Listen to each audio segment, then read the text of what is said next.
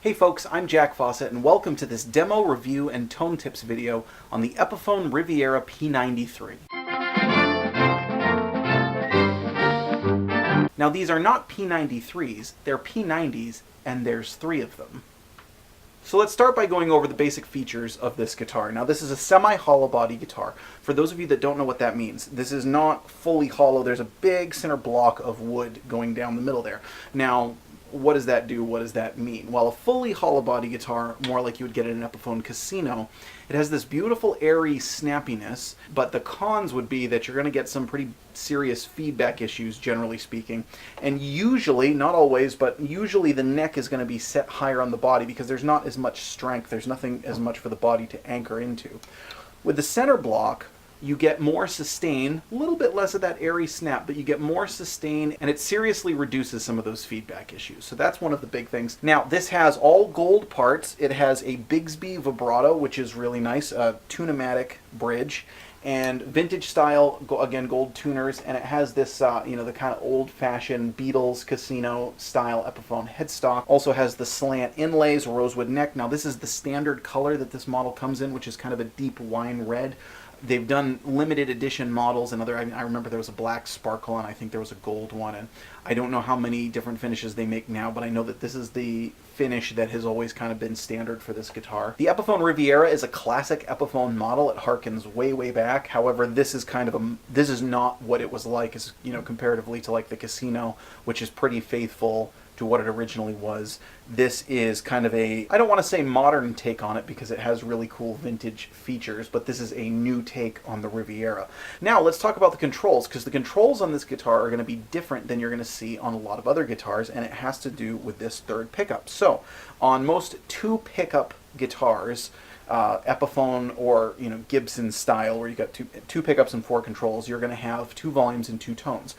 What this has is 3 volumes and 1 master tone. And the way that it works is, this is the volume for your neck pickup, this is the volume for the middle pickup, this is the volume for the bridge pickup. Now what's cool is that the middle pickup, this one right here, is completely controlled by this volume knob, which means it doesn't have to do with a toggle switch. It can be on or off no matter what setting you're in. So you can blend it with the other pickups. You could also use it on its own, but this volume control operates independently of the toggle switch. So that gives you the ability to blend, get some really cool out of phase quacky tones and everything. And if you turn it all the way off, now it acts as a 2 pickup guitar. So you would have your neck bridge, and your bridge settings, and that would sound kind of like you'd expect with this one rolled off.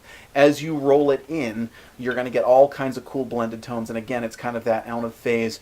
I don't want to say it's like a Strat out of phase, it's more like an old-fashioned hollow body out of phase, which I granted are similar tones, but for instance, I kind of hear it more as a vintage style blues tone, like something you'd hear from T-Bone Walker, early B.B. King. There was a guitar called the Es5 Switch Master, which was a great big hollow body guitar that Gibson made, and it had 3 pickups and a 5-way switch, and that got these really cool kind of old-fashioned blues tones that had that sort of out-of-phase sound. I think the neck is pretty comfortable. It's kind of a thinner, wider neck. It's I don't feel, it's not thin like there's nothing there to kind of grab onto, but it's certainly not a bigger, chunkier neck. But it's a comfortable neck. I think that the guitar has a really nice woody tone. I wish it was a little bit brighter. Now, that's actually to be expected, and one of the things on guitars that are in this price range, and I believe right now it's $600 new. I'd need to double check that, but it's June of 2019, and I believe they're $600 new.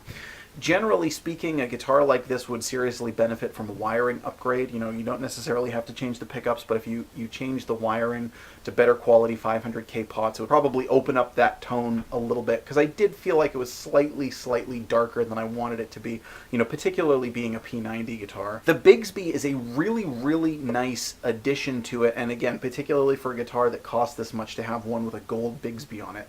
That's really cool. I did, though, stop me if you've heard this one before, find that it gave it tuning issues, right? So one of the reasons I didn't really use the Bigsby too much in this demo and the playing part is because I did for a while, and I was just having a miserable time, you know, tuning it every single time that I used the Bigsby. Now, that could benefit from a roller bridge. It could also benefit from an upgraded nut, you know, probably you know, Graphtec nut or some other, and even just using, you know, some kind of a lubricant up top. You could get into locking tuners and things if you really wanted to use the Bigsby, but I mean, generally with a Bigsby, it just kind of gives you a little bit of rolly wiggle. You know, it's not like a Strat or a Floyd Rose where you're really going to get serious about the trem. It's kind of nice to add a little vibrato to a closing chord or whatnot. So I wouldn't get into changing the tuners, particularly because they're vintage style tuners, so that would require rerouting the holes in the headstock. I don't like getting into that kind of thing unless I have to. But I definitely think a roller bridge and probably a nut upgrade would help. So my three things about this guitar as far as mods, which I haven't done, might do, would be nut upgrade, roller bridge, and upgrading the pots. I think that those would take it from a $600 guitar to really feeling and playing more like a $1,000 guitar. That's kind of my response to it. Now, the only other thing that I did not care for about this, and this is typical of a 3-pickup Gibson or Epiphone style guitar, is I did find that when I was playing, particularly as I kind of got into it a little bit more, my pick was hitting the middle pickup, and it was hitting the pole pieces, which is only an issue if you have that middle pickup turned on. Of course, if you get a guitar like this, of course you're going to use that middle pickup on, because that gives you some really cool tones. So I found playing a little lighter, choking up on the pick slightly, or finger picking, and that problem disappeared. But just be aware that you may have to adjust your playing a little bit with that. These issues that I'm mentioning, kind of as far as the review, I want to give you my real kind of full, honest opinion of the guitar.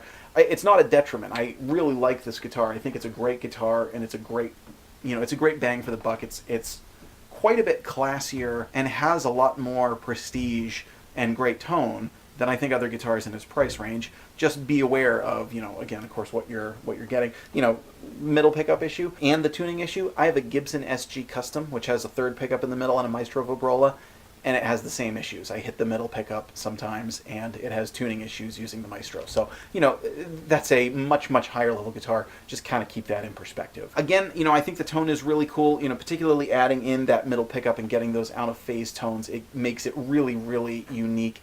It sort of sets it apart from other guitars that are like it, and it doesn't feel cheap. It feels like a nice quality guitar. It came with a nice case. So for this demo, what I've been doing, and what I will continue to do on the other pickup settings, you heard it at first with the neck pickup, I'm going to do the middle setting and the bridge setting. And I'm starting with the middle pickup rolled off so that you can hear, you know, these pickups kind of like more like a standard guitar. And then after a little bit of playing an example, I'll roll in that middle pickup so then you can hear what it sounds like, kind of adding the middle pickup in, and what does it sound like to blend, and what are those combinations like. Both clean and overdriven. I'm plugging into my Fender Bassman Old Yeller. I'm using a Fulltone Plimsoul for the overdriven tones, and also using a One Control Prussian Blue Reverb just to add a little bit of air. So please let me know in the comments if you have experience with this guitar, if you own this guitar, if you want to own this guitar. Kind of, you know, what do you think about it? This is kind of my thoughts, and I'd love to hear what your thoughts are. I'm Jack Fossett. Thanks for tuning in. Please remember to like, share, and subscribe, and we'll see you next time.